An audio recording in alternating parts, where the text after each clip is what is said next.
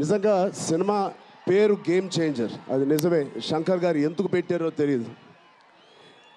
తెర మీద బహుశా మేము చేసే పాత్ర ఒక గేమ్ చేంజింగ్ పాత్ర, కానీ నిజ జీవితంలో మీ అందరికీ తెలుసు, కేవలం ఏపీలోనే కాదు, ఇండియన్ పాలిటిక్స్కి ఉన్న ఏకైక నంబర్ 1 గేమ్ చేంజర్ ఇవాళ పవన్ కళ్యాణ్ గారే.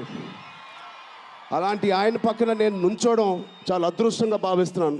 జనాల కోసం ఇంత తపన పడి ఇంత ఆలోచించే ఒక వ్యక్తి పక్కన ఆయన జీవించేటప్పుడు మేము కూడా ఆయన పక్కనే ఉంటూ ఇలా ఉన్నామని, అదే కుటుంబంలో పుట్టామని మీతో ఇలా పంచుకున్నందుకు చాలా అదృష్టంగా భావిస్తున్నాను.